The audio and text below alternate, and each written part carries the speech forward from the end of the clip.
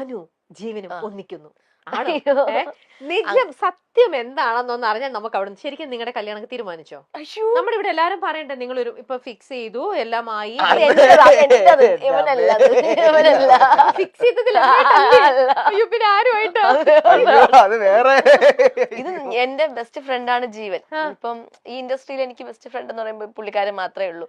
മെയിലിൽ നോക്കുകയാണെങ്കിൽ ഗേൾസ് സൈഡിൽ നോക്കുകയാണെങ്കിൽ ഒരുപാട് പേരുണ്ട്. ബോയ്സിന്റെ സൈഡിൽ ഇവൻ മാത്രമേ ഉള്ളൂ. അപ്പം റീല് ചെയ്യുന്നതാണെങ്കിലും ഫോട്ടോഷൂട്ട് ചെയ്യണമെങ്കിലും എവിടെയെങ്കിലും പോവുകയാണെങ്കിലും ഞാനും ജീവനും ഒരുമിച്ചൊക്കെ. അപ്പം അങ്ങനെ കാണുമ്പോ എല്ലാവർക്കും സ്വാഭാവികമായി അങ്ങനെ ചിന്തിക്കുമല്ലോ എല്ലാവരും. അങ്ങനെ ചിന്തിച്ചാണ് ഓരോന്ന് ഇറക്കുന്നത്. പക്ഷെ അത് എനിക്ക് തോന്നുന്നത് എല്ലാരും പറയുന്നത് ഇപ്പൊ നിങ്ങൾ നമ്മളെ പറ്റിക്കാൻ വേണ്ടിയിട്ട് ഇങ്ങനെ ഫ്രെയിം ചെയ്തൊരു കഥ ഉണ്ടാക്കണതാണ്. ശരിക്കും ഒരു ദിവസം നമ്മളൊരു സുപ്രഭാതത്തിൽ ദാ അനു ജീവനും തമ്മിലുള്ള കല്യാണം തീരുമാനിച്ചു, ഇന്ന ദിവസം കല്യാണം തുടങ്ങിയ സമയം തൊട്ട് ഞാൻ സഹിച്ചോണ്ടിരിക്കുകയാണ്. എന്താടാ മോശമായി പോയി. അങ്ങനെയല്ലല്ലോ ഇപ്പോഴും പറഞ്ഞതല്ലേ ജീവൻ? അങ്ങനെ നമ്മള് നല്ല ഫ്രണ്ട്സ് ആണ്. അങ്ങനെ എനിക്കങ്ങനെ അങ്ങനെയൊന്നും തോന്നിയിട്ടൊന്നുമില്ല. അല്ല അങ്ങനെ ബെസ്റ്റ് ഫ്രണ്ട് ആണ്. ബെസ്റ്റ് ഫ്രണ്ട് മാത്രമല്ല ഞങ്ങളുടെ വീട്ടിലൊരു മെമ്പർ പോലെയാണ്.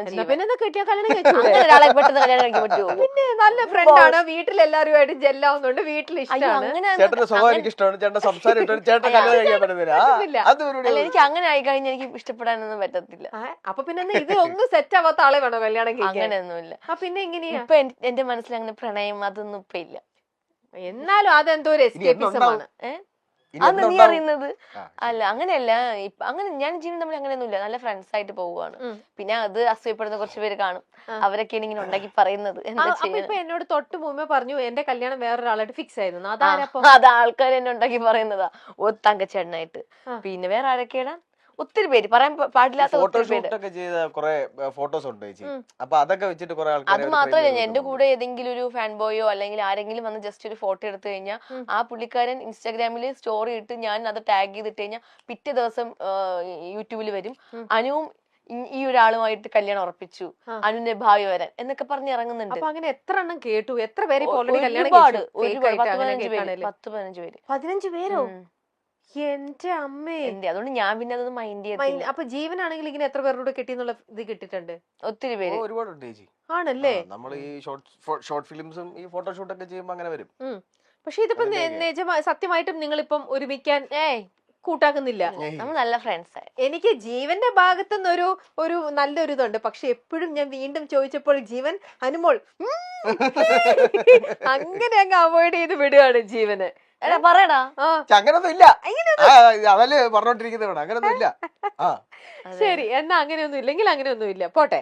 അപ്പൊ ഞാൻ വിചാരിച്ചു ശരിക്കും ഇപ്പൊ കല്യാണം നിങ്ങളുടെ ഡേറ്റ് തീരുമാനിച്ചു എന്നാട്ടോ വിചാരിച്ചു. ഡേറ്റ് ഇങ്ങനെ നവംബർ 24-25 കല്യാണം എന്നുള്ളത് അങ്ങനെ പറഞ്ഞിട്ടുണ്ട്. ഇത്ര ഉണ്ടായത് അതിൽ നിന്നാണ് ഒരുപാട് ഇതായത്. കാരണം ഞാൻ ഐശ്വര്യ രാജീവ് പുള്ളിക്കാരുടെ കല്യാണത്തിന് പോയിട്ടുണ്ടായിരുന്നു. ഇപ്പൊ കഴിഞ്ഞ മാസമായിരുന്നു കല്യാണം. ആ ടൈമില് ഞാനും ഷിയാസിക്ക ആതിര മാധവും കൂടെ റിസപ്ഷൻ കഴിഞ്ഞ് ഇറങ്ങിയ സമയത്ത് മീഡിയക്കാർ ചോദിച്ചു എപ്പോഴാ കല്യാണം എന്ന് ചോദിച്ചു. അനുവിനെ കല്യാണം കഴിപ്പിച്ച് വിടുന്നില്ലേ എന്ന് ചോദിച്ചു. അപ്പൊ ഷിയാസിക്ക പറഞ്ഞു അനുവിന്റെ കല്യാണം ഉടനെ ഉണ്ട് നവംബർ 24-25 എന്ന് പറഞ്ഞു. അപ്പം ഞാൻ പെട്ടെന്ന് ശരി അങ്ങനെ തന്നെ ഇരിക്കട്ടെ. പിന്നെ ചോദിക്കത്തില്ലല്ലോ മീഡിയക്കാർ. എവിടെ ഇനാഗുറേഷന് പോയാലും ഏതെങ്കിലും ഒരു പ്രോഗ്രാമിന് പോയാലും ഏതെങ്കിലും ഫംഗ്ഷൻ എന്ത് പോയാലും മീഡിയക്കാർ ആദ്യം ചോദിക്കുന്നത് എന്നാ അനുവിന്റെ കല്യാണം, എന്നാ അനുവിന്റെ കല്യാണം. ഇവരൊന്നും ചോദിക്കില്ല. പുതിയ പ്രോജക്റ്റിനെ പറ്റി ചോദിക്കില്ല, ഒന്നിനെ പറ്റിയും ചോദിക്കില്ല. കല്യാണം ഇതിനൊക്കെ കല്യാണത്തിന് ഇത്രയും വലിയ പ്രസക്തി ഉണ്ടോ എന്ന് ഞാൻ ഇങ്ങനെ ആലോചിക്കുക. പ്രസക്തി ഉണ്ടോന്ന്. അപ്പൊ ഞാൻ എന്ത് ചെയ്തു, എന്റെ കല്യാണം നവംബർ 24-25 തീയതി എന്ന് ഞാൻ അങ്ങ് പറഞ്ഞു. പിന്നെ അതിനുശേഷം ചോദിക്കത്തില്ല. ഇപ്പൊ ഞാൻ ഇനാഗുറേഷനൊക്കെ പോകുമ്പോ അത് ചോദിക്കില്ല. കഴിയുമ്പോ അന്നൊരാളുടെ കല്യാണം ഉണ്ട്. ആരുടെ? എന്റെയോ? എന്റെ കല്യാണം നീ അറിയത്തില്ലേ? അന്ന് ഒരു ആർട്ടിസ്റ്റിന്റെ കല്യാണം ഉണ്ട്. അത് ഞാൻ എന്താ പറയാ പുറത്തു വിട്ടിട്ടില്ല.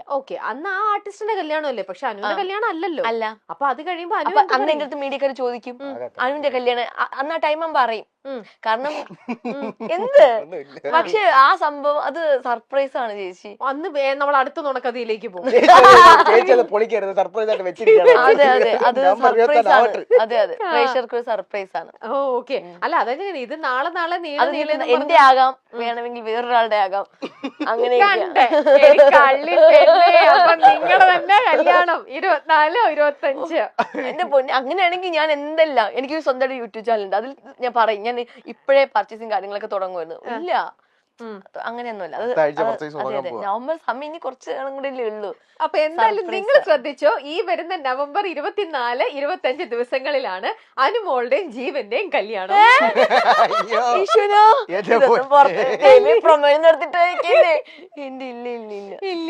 ഇല്ല.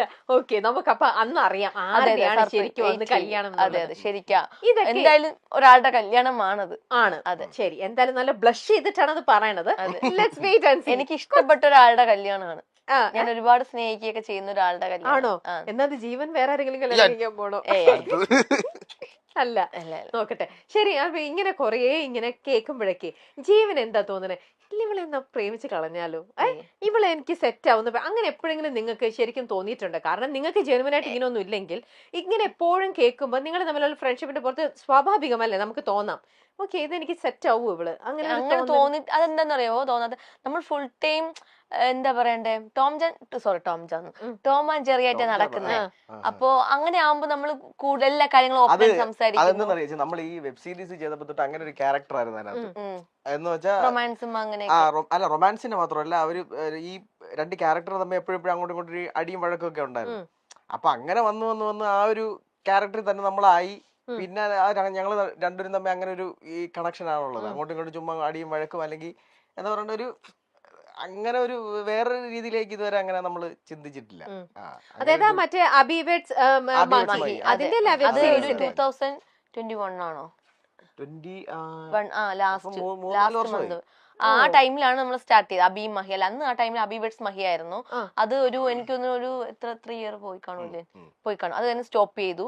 അത് കഴിഞ്ഞ ശേഷം ഇപ്പൊ വീണ്ടും തുടങ്ങാൻ പോകും അബി മഹി. അത് ഭയങ്കര നല്ല വ്യൂവേഴ്സ് ഉള്ള ഒരു പ്രോഗ്രാം. പേര് മാറ്റി അബി മഹി.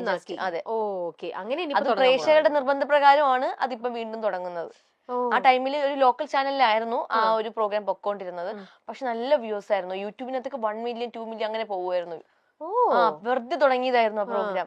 പിന്നെ അത് ആ ഒരു ചാനലിൽ നിന്നും വേറൊരു ചാനലിൽ ഡയറക്ടർ തുടങ്ങി, ഒരു പുതിയ ചാനലൊക്കെ തുടങ്ങി. അതിൽ നല്ല വ്യൂസ് ഉണ്ടായിരുന്നു. അതെ അതെ, അത് ഭയങ്കര ഹിറ്റ് ആയിട്ട് അന്ന് എല്ലാരും ഭയങ്കര ഇതല്ലേ, 2 മില്യൺ വരെയൊക്കെ എത്തിയല്ലേ. എല്ലാവർക്കും ഇഷ്ടമായിരുന്നു, എല്ലാരും കാണുന്നുണ്ടായിരുന്നു. ഭയങ്കര രസമാണ്. കാരണം നമ്മള് ഒരു വീടിനകത്ത് ഒരു ഭാര്യയും ഭർത്താവും സ്നേഹിച്ച് കല്യാണം കഴിച്ചു. അത് കഴിഞ്ഞിട്ട് പിന്നെ നമ്മൾ ഡിവോഴ്സ് ചെയ്യാൻ വേണ്ടിട്ട് നടക്കുന്നതാ. പിന്നെ ഇഷ്ടമാണ്, പരസ്പരം ഉള്ളിൽ ഭയങ്കര സ്നേഹമാണ്. പക്ഷെ നമ്മൾ പുറമെ ഭയങ്കര അടിയാണ്.